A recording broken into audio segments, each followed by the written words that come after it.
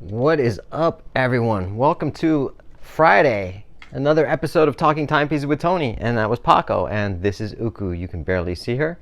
Hello, Dan Uku. Made another week. All right, cool. So you know what day it is today for Friday? Friday is the Q&A, and today I am wearing my triple calendar. Oh shit! I'm actually going to do a video on this watch on Saturday. And some of you already know what it is because I posted it on my Instagram page. Triple calendar, moon phase, salmon dot. Anyway, I'll do it.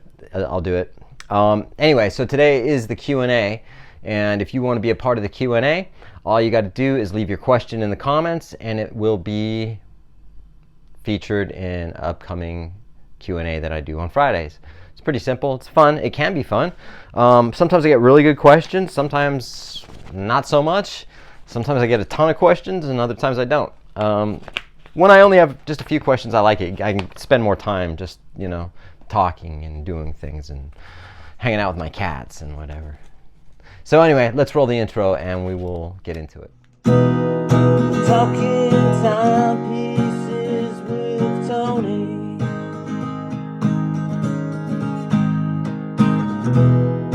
Talking timepieces with Tony.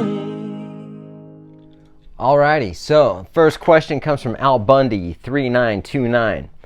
Hey Tony, have you seen the government going after Hermes for making consumers buy other store items before unlocking the privilege of buying a Birkin bag?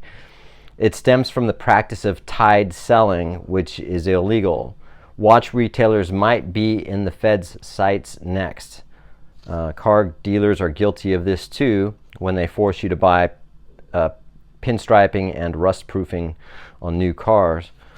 Yeah, with the new cars, it's kind of like Porsche or Ferrari. You can't get a GT3 unless you get this, or you can't get a or the new Ferrari, whatever the SUV is, without getting this, or you can. It's kind of like that. Yeah. So I have heard of it. Well, I didn't actually hear of it when you wrote this, when you did this question, but now I know a little bit about it, but not too much because I didn't really have too much time to look into it. But I did kind of sort of snoop around for a second. And yeah, that's crazy. Hermes, for those of you who know, is a luxury brand. They make watches, they make purses, especially like their Birkin bags, or some of them retail for $6,000, $10,000, and they're going for $40,000, $50,000, $60,000 secondary. You think a watch on the gray market can skyrocket, man? Get into handbags. That's where you'll make the money.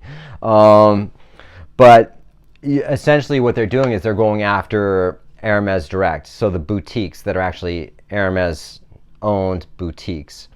And yes, the problem is they're saying you have to buy this, and this before you can even be considered for a Birkin bag.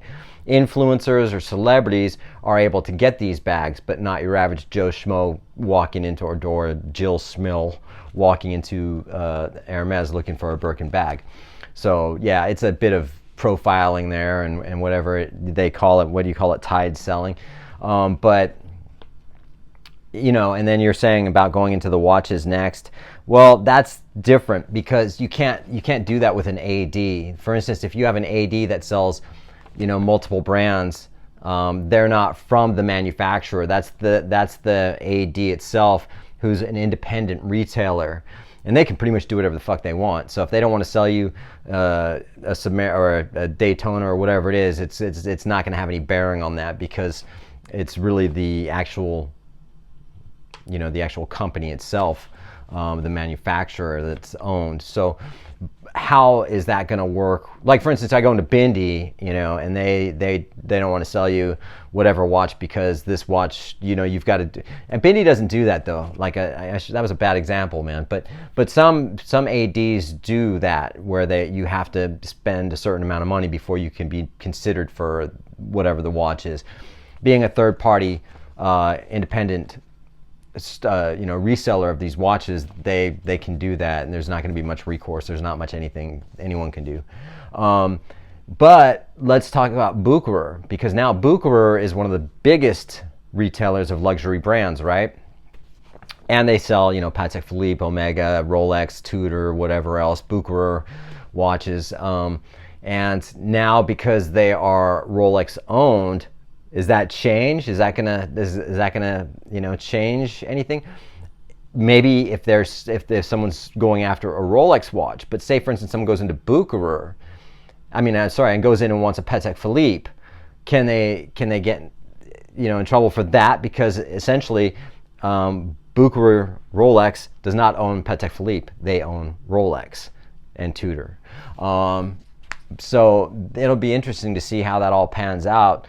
And remember, also, was it last year that guy who was suing the AD for forcing him to spend all this money, and then he was going to get a Patek, whatever it was, and then he never got the Patek, and I believe that AD lost their Patek distributorship. So I don't know what happened with that lawsuit, or if it's still going on. I would imagine if there was a lawsuit, it's still going on, because it was only about a year ago, I think. Anyway, Al, we'll find out how it goes, right? And see what happens. I appreciate your question, dude. It's a pretty good question. Next question comes from Wristtopia 4101. Hi, Tony. Question for next time. As a true watch lover and Moonswatch, Long Pond, scuba fan, how do you find the constant changing of opinion, if you agree it happens, of YouTubers and YouTuber comments on the whole Swatch thing? I have 3 MS Mont Blanc Scubas, I'm thinking is what you're saying. I don't know. And an Atlantic, but have always had the same opinion on them since the original announcement and knew they would never be online. Yeah, I mean, people do change their opinions, but a lot of people just, what they do is they jump on the bandwagon just like anybody else, and now they change their thing. They could say something, and if a viewer doesn't agree with them, then they'll change their thought or whatever. Or if another YouTuber says this, they'll go, oh yeah, I'm gonna say what he said. Britt Pierce is the prime example of just stealing all of her content from everybody else and then putting it into her own thing and making it look like, whatever she says is golden. I like to talk about watches in a hopefully non-pretentious way. Well, guess what? You come across as the most pretentious. That's my opinion. I apologize if you guys don't like it, but I ain't changing my opinion on that. So, the whole thing is there's no originality, right? So therefore, it's like the mob rules, right? So for instance, I've always loved the underdog in a sense, right? So like you ever see a kid get beat up at school, and then everyone goes on the side of the kid that's beating up the kid. Kick his ass, kick his ass, kick his ass. And that poor little kid's getting his ass kicked. You know what I mean? Because that's the mob rules of that, right? So people change their opinion. I hope I'm not going off track onto what I'm trying to say about this, but that people do. They change their comments. Oh, I'm so sick of this watch thing. Oh, da-da-da-da. Oh, I hate it. Man, with all that stuff, and I've always said and whatever, it's like it's a fun watch, and that's what they are. I got some comments on when the new Snoopy came out. I got one dude that was just one of the biggest haters I'd ever come across on my channel. You know what I mean? And with all due respect, and then just lighting into it like it was just this fucking I'm like, dude, who the fuck are you? You know what I mean? And it's like, but I'm sticking with what I know. I collect the Swatch watches. I like the Swatch watches, and I don't give a shit what any other YouTuber, or if someone has a difference of opinion, I'm fine with that too. You know what I mean? A lot of people that do criticize, and if I snap at someone in the comments, it's because they're being rude and they're mean and there's nothing constructive, right? So I just say, hey, it's not, they'll say things like, you get pissed off at someone because they don't see your side of it. And I go, no, that's not it at all, man. Everyone has the right to their opinion. Life would be pretty boring if we all had the same freaking opinions, man. But constructive criticism is, more applicable in this type of a situation, not slamming or hating. Anyone I think who hates on anyone for wearing any type of watch most likely doesn't have any watches, doesn't have any luxury watches, or you're just one of those kids that lived in your mom's basement, saved up, I don't know, maybe you got some crypto money and bought a watch and you're still a hater. Fuck that, hate that, hate that, hate that, hate you, hate everybody else, you know what I mean? But yeah, there's that whole thing, I don't know, man. I don't know if I answered your question even. I just went on a little rant, didn't I? Thanks for your question, dude. Andrew, YY2YE. I can't afford a Rolex, but I want a solid watch that'll last. What do you think about the Black Bay Pro? Are they built to last? Thanks, Tony. Yeah, I mean, Tudor are solid watches, man. They're solid watches. They'll last you a lifetime if you take care of them. You know what I mean?